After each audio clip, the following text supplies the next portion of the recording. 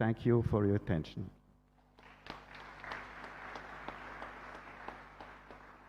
Thank you, Mr. Marty, for sharing with us this very, very insightful talk on how communication can impact ethics in sports. Thank you very much. It is now my privilege and honor to invite our next speaker, Mr. Sangram Singh.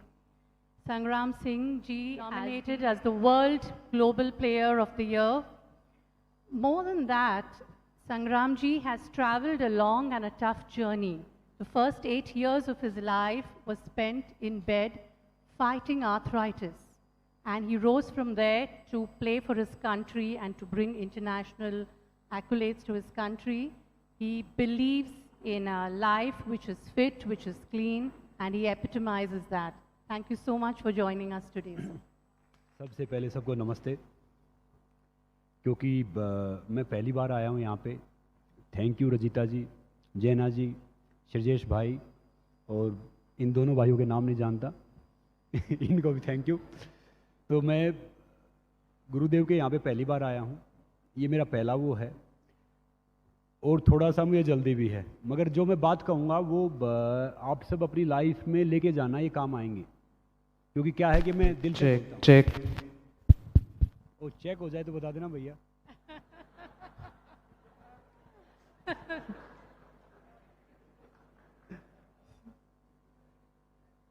तो मेरी आवाज आ रही है ना सबको? Check check check.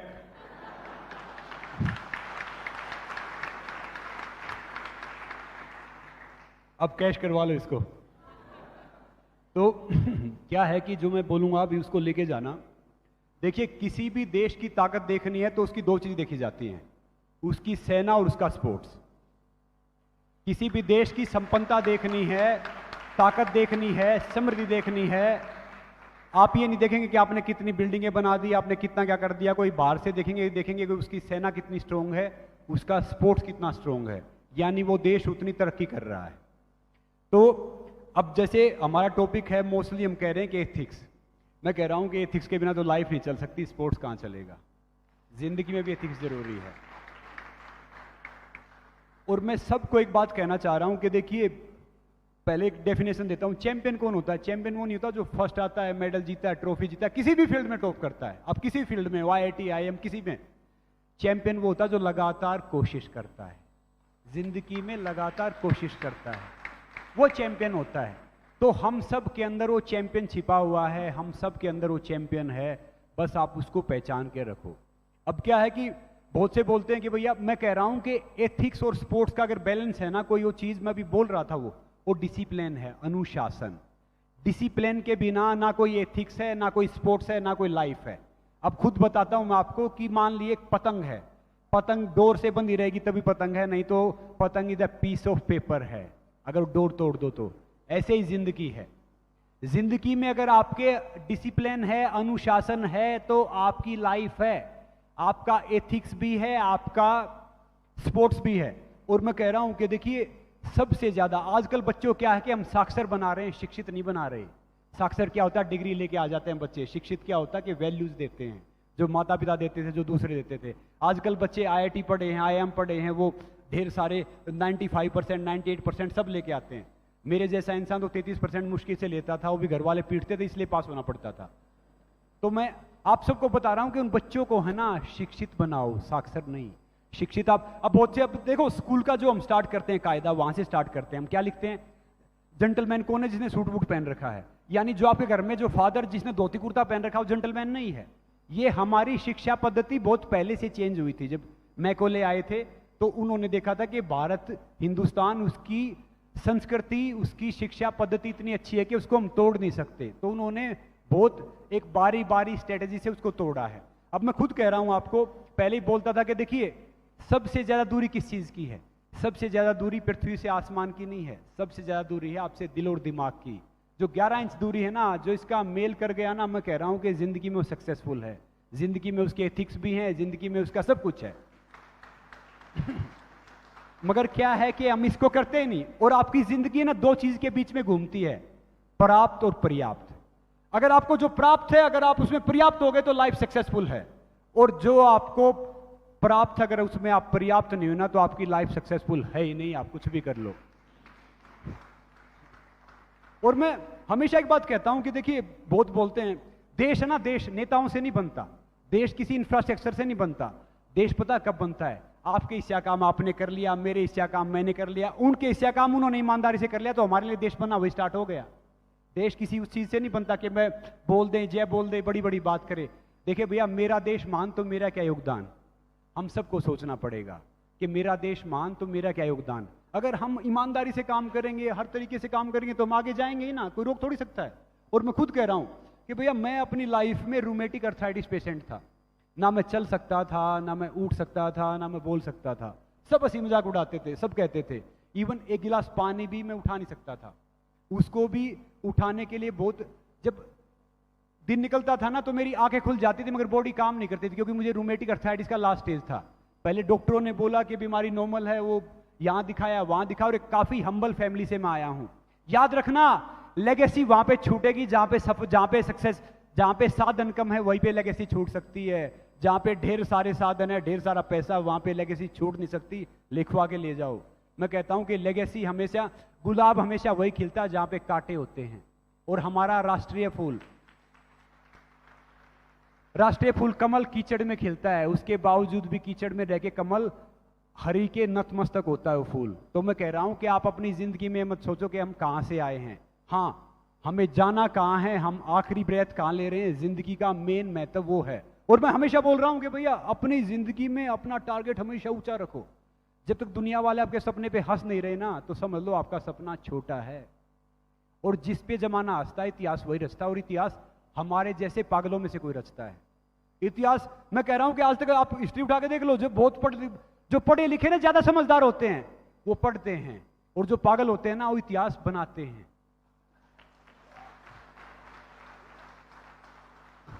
वो पढ़ लिखे क्या करेंगे कि वो आगे चले जाएंगे, बड़ी पोस्ट पे आ जाएंगे, सब कुछ करेंगे, मगर क्या है कि एक इंसान को तो मेहनत करनी पड़ती है। तो मैं खड़ा नहीं हो सकता था, चल नहीं सकता था, बैठ नहीं सकता था, सब मजाक उड़ाते थे। घर वालों ने छोटा सा प्लॉट था, वो बेका, वो कहीं बाहर लेके गई, कहीं अच्छे हॉस्पिटल में। तो उन्होंने बोला कि भैया, ये बच्चा मुश्किल से 6 महीने जिंदा रहेगा, क्योंकि ये बीमारी डेथ के साथ खत्म होती है। मेरी माँ ने कभी हार नहीं मानी। मेरी माँ दिन में मुझे 15-15 बार मसाज करती थी। तो कहते थे इस बीमारी मसाज मत करो, क्योंकि मैं पैर की उंगली से लेके मैं अपना मुंह भी नहीं खोल सकता था। तो कभी तिल के तेल से, कभी मस्टर्ड ऑयल से, कभी देसी घी से, कभी नेचुरल उससे, तो वो उसकी वो है। और मैं कह रहा हूं कि पिछले 26-27 साल से, हालांकि बाद में मेरी स्टोरी डिस्कवरी ने फीचर की थी, जहां पे ऋतिक रोशन मेरी लाइफ स्टोरी बता रहे थे कि मैंने कैसे ओवरकम किया। और पिछले 26-27 साल से, भैया माफ करना, डॉक्टर बैठे होंगे यहाँ पे, मैं ज्यादा जानता ही डॉक्टर कौन है, ना उनकी मानता ना उनकी सुनता। मैं नेचर में बिलीव करता हूँ, हर रोज वर्कआउट करता हूँ, ढेर सारी एक्सरसाइज करता हूँ। वो बच्चा जो कभी चल नहीं पाता था, जो कभी कुछ कर नहीं सकता था, वो आया, उसको मौका मिला, उसने अपनी कंट्री को रिप्रेजेंट किया, देश के लिए खेला, प्रोफेशनल रेसलिंग में आ तो मौका मिला, वर्ल्ड का बेस्ट प्रोफेशनल रेसलर भी बना, कॉमनवेल्थ हेवीवेट चैंपियन भी बना। जो बच्चा चल नहीं सकता था वो रेसलर बना, जो बोल नहीं सकता था वो स्पीकर बना। मैं रेसलिंग फेडरेशन ऑफ इंडिया का पहला ब्रांड एम्बेसडर बना, स्पीकर बना।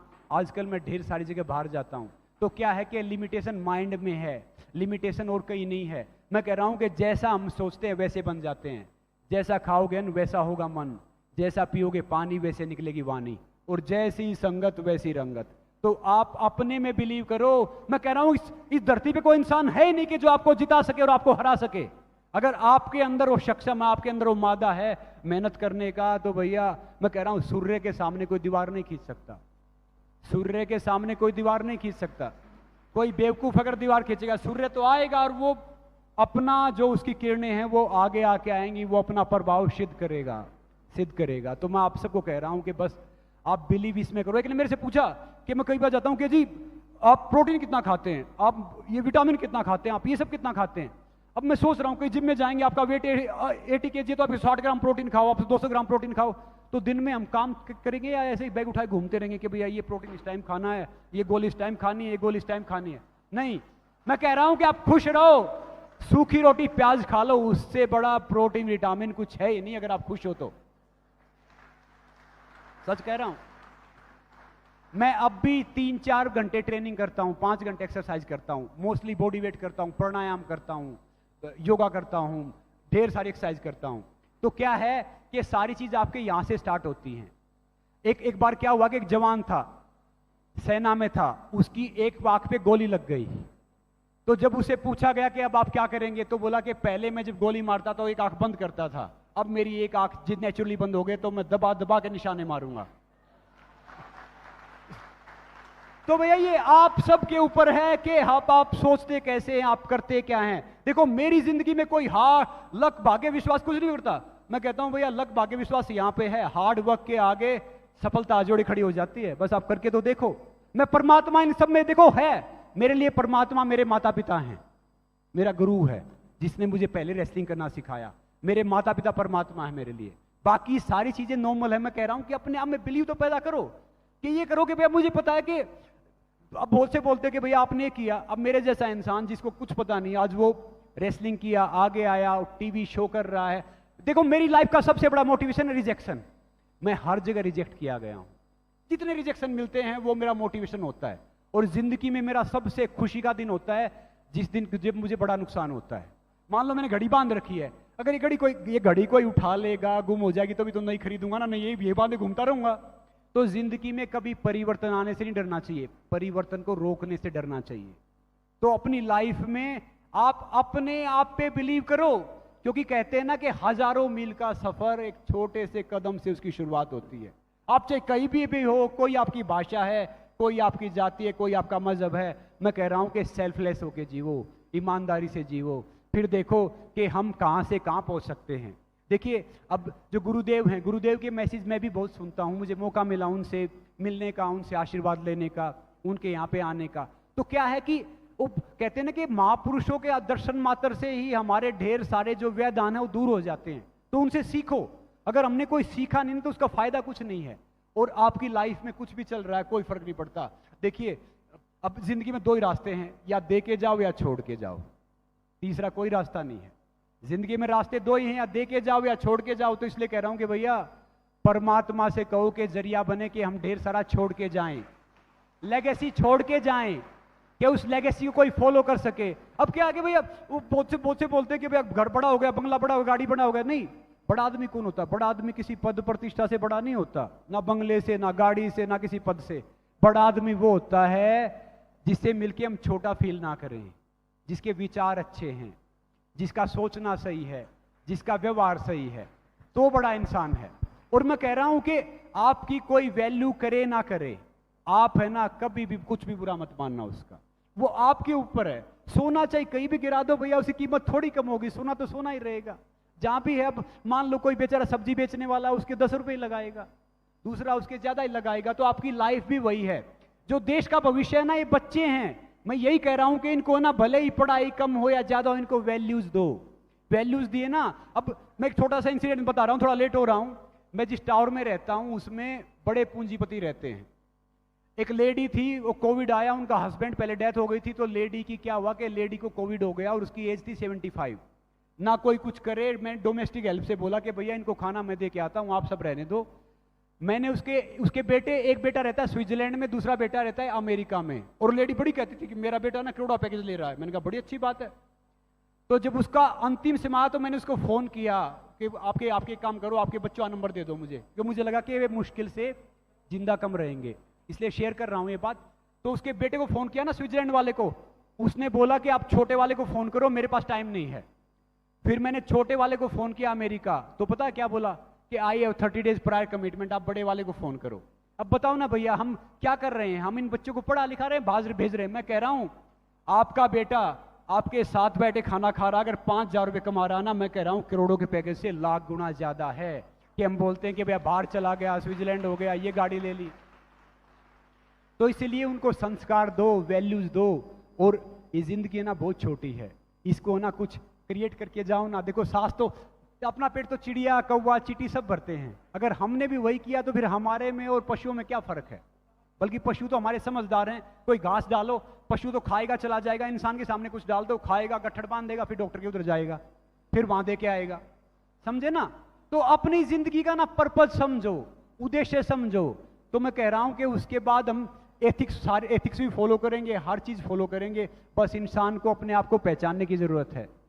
तो बस पहचानो। और एक मैं आप सबको एक अच्छी टिप्स देके जा रहा हूँ हेल्थ की, जो मैंने बाहर भी दिया था कि भैया खाना भूख से कम, पानी डबल, वर्कआउट ट्रिपल और हंसना 4 गुना। तो भैया हो गया फिट, कुछ करने की जरूरत है ही नहीं। जब भी टाइम आए गहरी सांस लो, हंसो, मुस्कुराओ और हमेशा खुश रहो।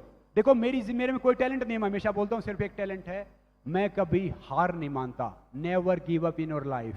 और दूसरी बात जो बाहर वाले हैं शायद ये समझेंगे, जिंदगी में बहाने मत दो भैया, success and excuse don't work together. If you excuse then forget about success, and if you want to success then don't give excuse. तो जिंदगी में जब जागो तब सवेरा, हिम्मत करते रहो, आगे बढ़ते रहो। ढेर सारी शुभकामनाएं। नमस्ते, जय Hind.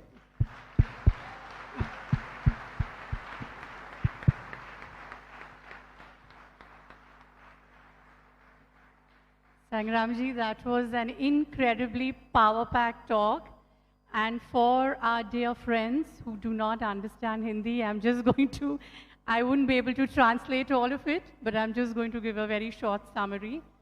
So, well, the first thing he says is that a nation is built with its sports people and with its army. And success in life comes through discipline, through hard work, through persistence, and never giving up. He has also spoken about his own personal experience and his challenges with not having the ability to walk for the first 8 years of his life, and how his mother motivated him. How naturopathy, Ayurveda, yoga, and pranayam have helped him in this incredible journey to become a world-renowned wrestler, and a lot of other things which are too much for me to translate, but incredibly inspirational, powerful, and from the heart. So thank you so much for joining us, Sangramji.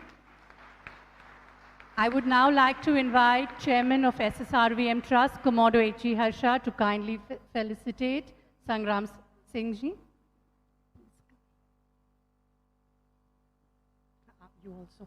And I will also like to invite Swami Jyotirmaya ji of the Art of Living to kindly felicitate our dear friend, Mr. Peter Marty.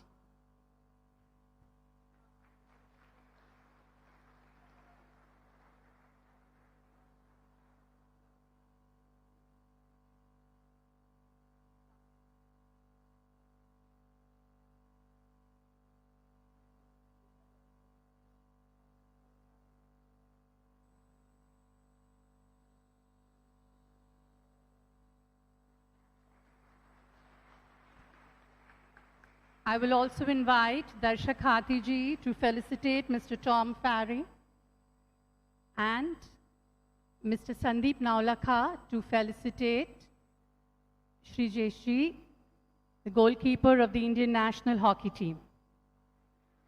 Swamiji, yes.